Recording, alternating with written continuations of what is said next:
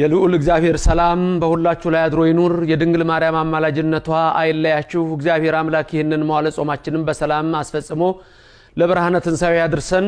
ዛሬ የምንመለከተው የአብይ ጾም 6ኛ ሳምንት ገብርኄርን ይሆናል። ይህ ሳምንት ገብርኄር ተብሎ ይታወቃል። ምን ማለት ነው? ገብር ማለት አገልጋይ ማለት ነው። ኄር ማለት ደግሞ ቸር ማለት ነው።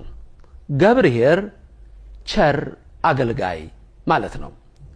በማቴዎስ ወንጌል ምዕራፍ 25 ላይ ስትመለከቱ ጌታችን መድኃኒታችን ኢየሱስ ክርስቶስ ለሶስት ሰዎች መክሊት እንደሰጣቸው ተጽፏል።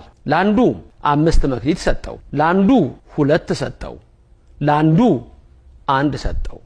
በባለጸጋ የመሰለው ራሱን ነው። ይሄን ሰጣቸውና ከዛ በኋላ ሊቆጣጠራቸው መጣ ይላል። 5 የተቀበለው ቀረበ። ጌታ ሆይ 5 መክሊት ሰጠኸኝ ነበር፣ ይሄው 5ቱም አለ። 2 የተሰጠውም ቀረበ። ጌታዬ ሆይ 2 መክሊት ሰጠኸኝ ነበር፣ ይሄው እንደገና እጥፍ አድርጌ 2 አተረፍኩ አለው። 3ኛው 1 የተቀበለው ግን መጣና አንተ ካልዘራህበት የምታጭድ ካልበተንክበት የምትሰበስብ መሆንን ስላወቅኩ ደሞ ቢጠፋብኝ ብዬ ቀብሬ አስቀምጬ ይሄው ይዤ መጥቻለሁ፣ ይሄው መክሊትህ አለ። ጌታ 5 መክሊት ተሰጥቶት 5 ላተረፈው በጥቂት የታመንክ በብዙ የምትሾም ነህ አለው። 2ም የተሰጠውን እንደዚሁ በጥቂት የታመንክ በብዙ የምትሾም ነህ አለው። 3ኛውን ግን አንተ ክፉ ካልዘራሁበት የምሰበስብ የማጭድ ካልበተንኩበት የምሰበስብ መሆኔን ካወቅ ለምን ያኔ ስሰጥህ አልፈልግም አትልም አለው። መልስ አልነበረውም። ወደ ጨለማ ጣሉት። ይሄን ግን ላለው ጨምሩለት ብሎ ላለው ይጨመርለታል አለ። ከዚህ ትምህርት ምን እንማራለን? አንደኛ ትምህርቱ ለካህናት ነው።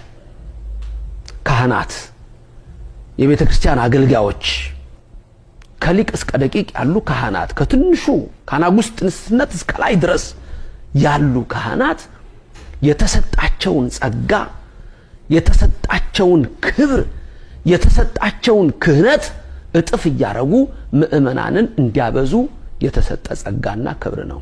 ስለዚህ እግዚአብሔር ከሰጠን የሚፈልግብን አለና ያ አንድ ግን የቀበረው እንደ ይሁዳ አይነቱ ስልጣኑን ያልተጠቀመ ማዕረጉን ያልተጠቀመ ክብሩን ያልተጠቀመ እግዚአብሔርን ያልወደደ ልቡም በክፋት የተመላ ነው። 5 የተቀበለውና 2 የተቀበሉትን ገብርኄር ቸር አገልጋዮች ሲል ያኛውን ክፉን ግን ምን አለው? ገብር ሐካይ፣ ይሄ ደግሞ ክፋት የተመላ አለው። ሌላው ምእመናን እግዚአብሔር እንደያቅማቸው ሰጣቸው ይላል መክሊቱን። እንደያቅማችን ደግሞ የተሰጠን ሁላችንም ጸጋ አለ። የተሰጠንን ጸጋ ለሃይማኖታችን ምን አደረግንበት? ምን ሰራንበት?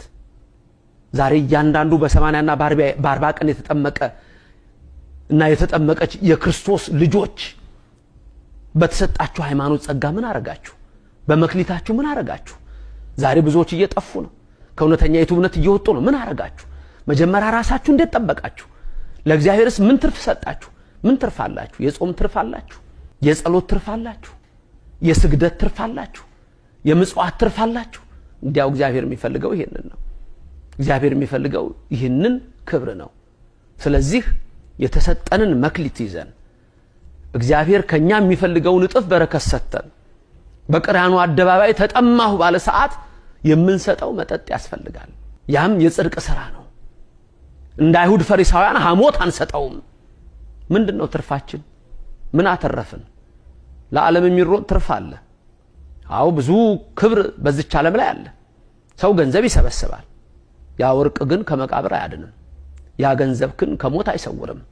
ከሞት የሚሰውር ከመቃብር የሚያወጣ በቀኙ የሚያቆም ግን እግዚአብሔር የሰጠንን ክብር አውቀን በዛ ፍሬ ስናፈራ ነው። ስለዚህ መልካም አገልጋይ፣ መልካም ልጄ ተብለን እንድንጠራ እግዚአብሔር የሰጠንን እንጠብቅ።